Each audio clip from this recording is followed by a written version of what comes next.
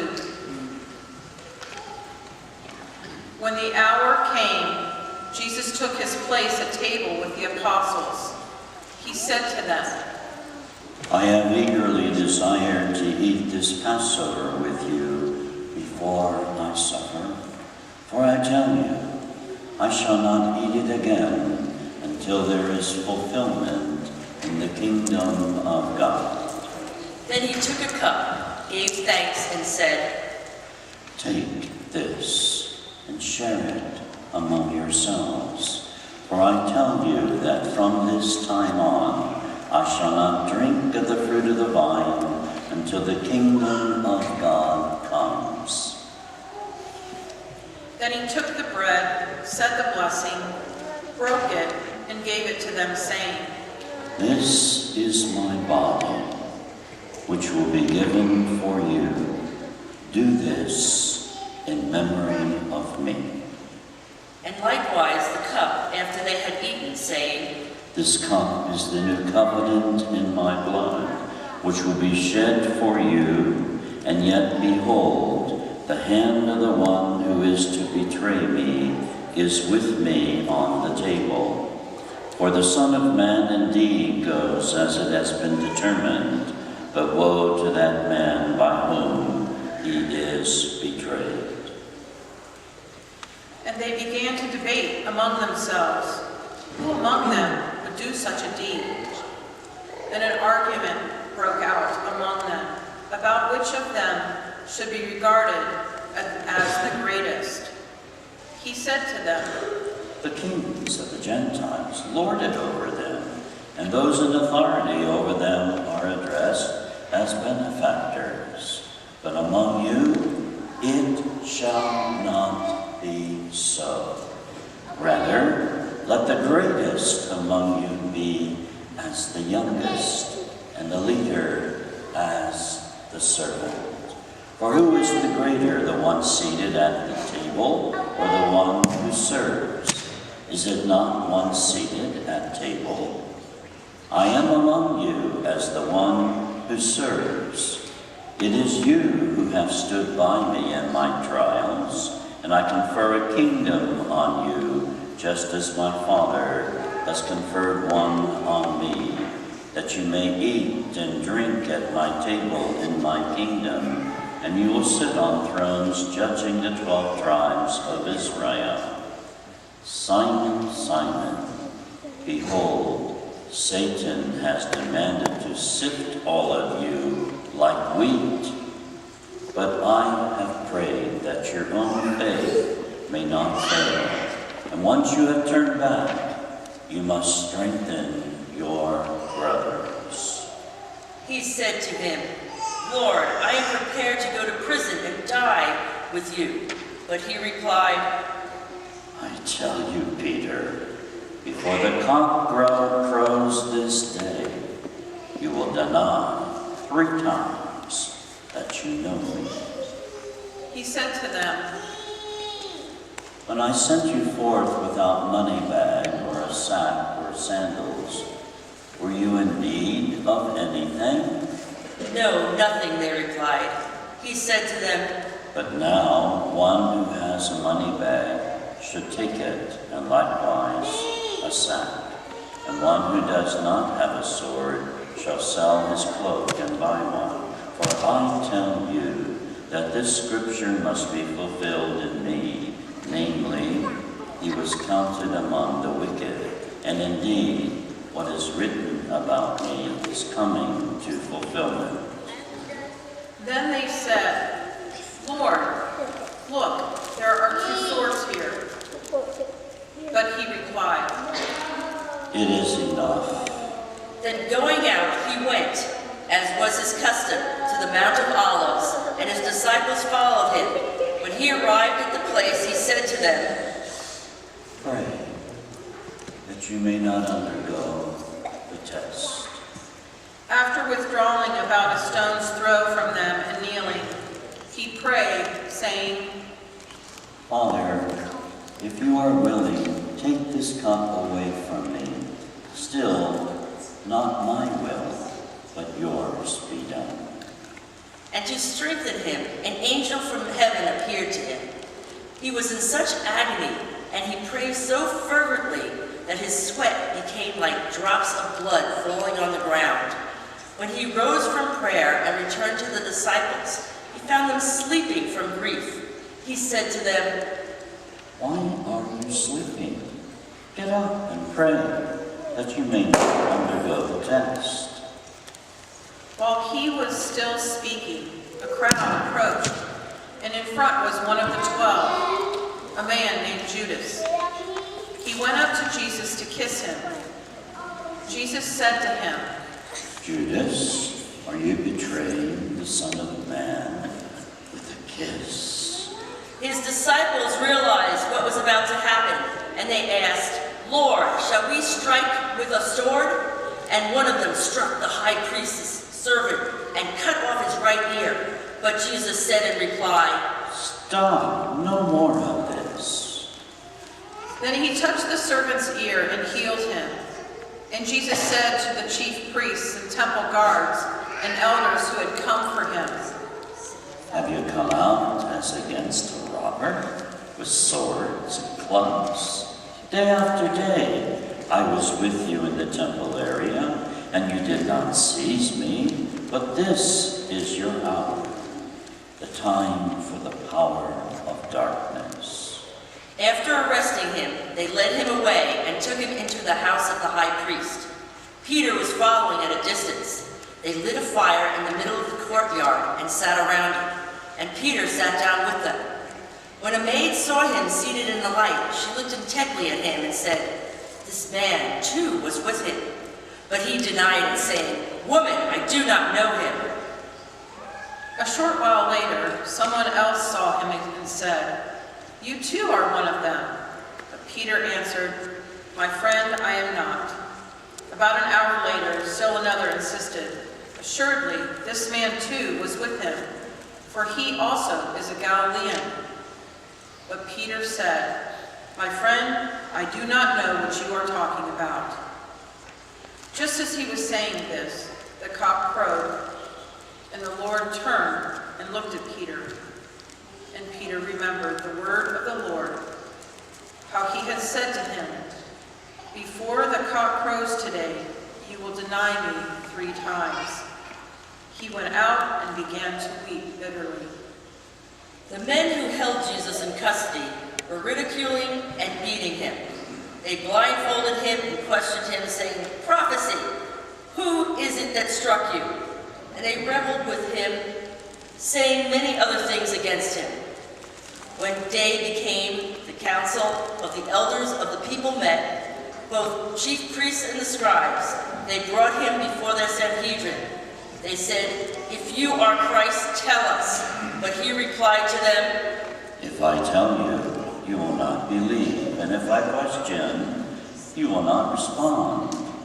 But from this time on, the Son of Man will be seated at the right hand of the power of God." They all asked, "Are you then the Son of God?" He replied to them, "You say that I am."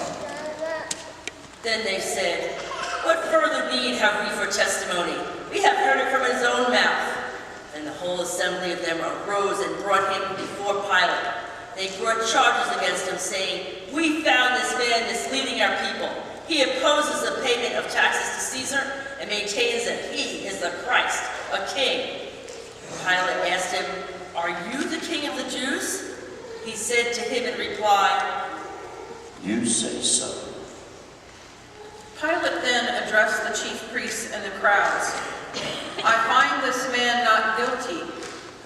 But they were adamant and said, "He is insisting the people with his teaching throughout all of Judea, from Galilee, where he began, even to here."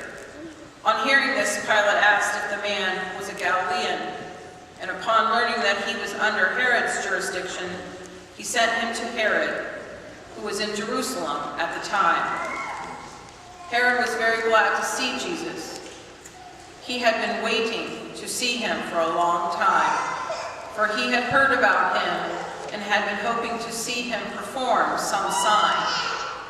He questioned him at length, but he gave no answer. The chief priests and scribes, meanwhile, stood by, accusing him harshly. Herod and his soldiers treated him contemptuously and mocked him. And after clothing him in a resplendent garb, he sent him back to Pilate. Herod and Pilate became friends that day, even though they had been enemies formerly.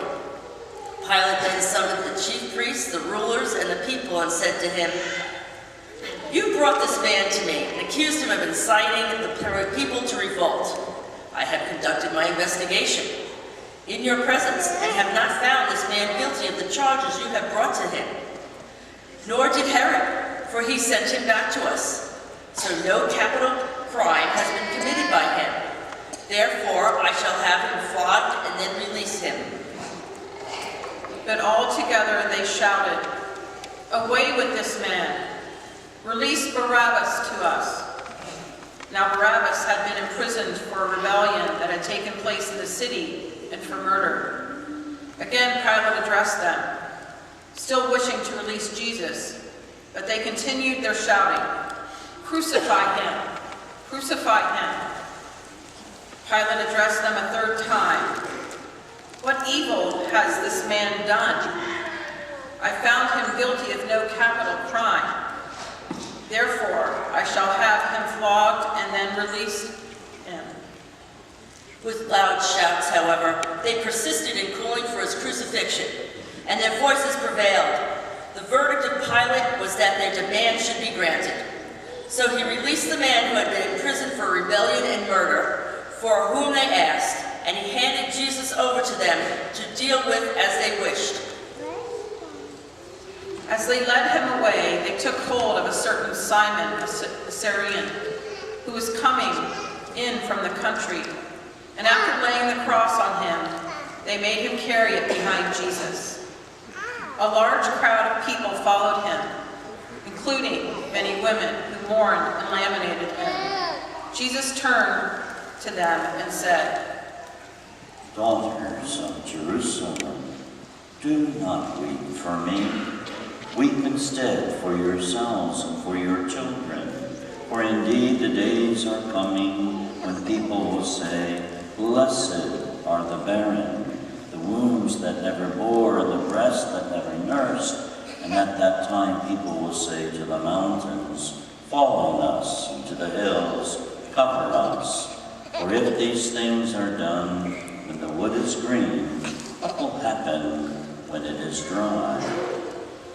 Now 2 others, both criminals, were led away with him to be executed. When they came to the place called the Skull, they crucified him and the criminals there, one on his right and the other on his left. Then Jesus said, "Father, forgive them. They know not what they do." They divided his garments by casting lots. The people stood by and watched. The rulers, meanwhile, sneered at him and said, "He saved others. Let him save himself if he is the chosen one, the Christ of God." Even the soldiers jeered at him. As they approached to offer him wine, they called out, "If you are the King of the Jews, save yourself." Above him there was an inscription that read, "This is the King of the Jews." Now one of the criminals hanging there reviled Jesus, saying, "Are you not the Christ? Save yourself and us." The other, however, rebuking him, and in reply, "Have you no fear of God? For you are subject to the same condemnation? And indeed, we have been condemned justly, for the sentence we receive corresponds to our crimes. But this man has done nothing criminal." Then he said, "Jesus, remember me when you come into your kingdom." He replied to him, "Amen, I say to you, today you will be with me in paradise." It was now about noon, and darkness came over the whole land until 3 in the afternoon, because of an eclipse of the sun. Then the veil of the temple was torn down the middle. Jesus cried out in a loud voice, Father, into your hands I commend my spirit.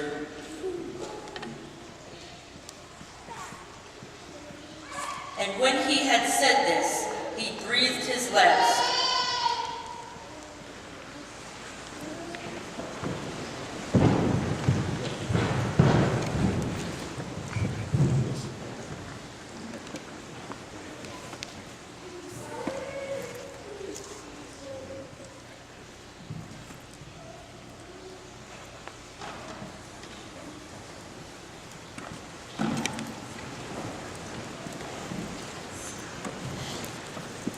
The centurion who witnessed what had happened glorified God and said, "This man was innocent beyond doubt." When all the people who had gathered for this spectacle saw what had happened, they returned home, beating their breasts. But all his acquaintances stood at a distance, including the women who had followed him from Galilee and saw these events. Now there was a virtuous and righteous man named Joseph, who, though he was a member of the council, had not consented to their plan of action. He came from the Jewish town of Arimathea and was awaiting the kingdom of God. He went to Pilate and asked for the body of Jesus. After he had taken the body down, he wrapped it in a linen cloth and laid it in a rock-hewn tomb in which no one had yet been buried. It was the day of preparation, and the Sabbath was about to begin. The women who had come from Galilee with him followed behind, and when they had seen the tomb and the way in which his body was laid in it, they returned and prepared spices and perfumed oils. Then they rested on the Sabbath according to the commandment. The Gospel of the Lord.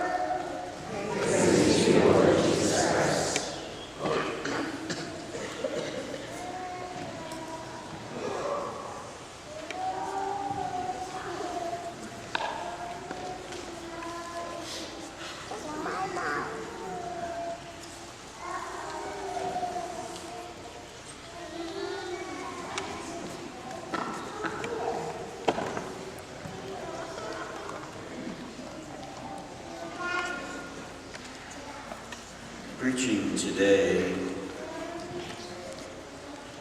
is only one sentence.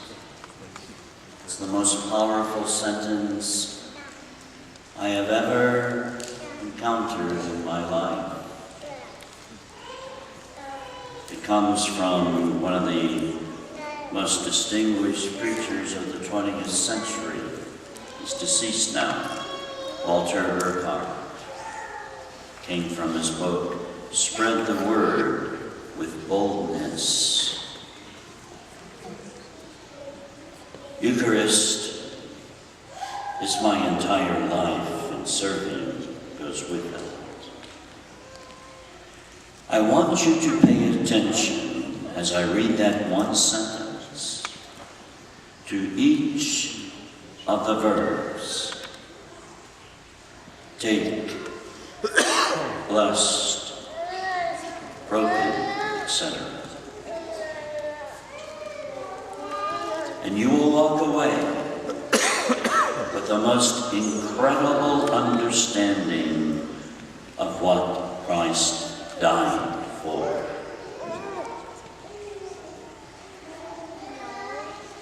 Jesus, who is the I am, present to us right in this very moment, where Calvary is present. If you want a copy of this, it's in my own handwriting. It came out of my journal. There is one copy in the sacristy, and I might ask Father Mark to put it in with his permission, to put it in the bulletin, and perhaps it will be there. If not, there's at least one copy that could be run off. Here it is. Eucharist is a genuine thanksgiving only if we are willing to be taken by Jesus, blessed by him, broken with him, and fully given as he was given.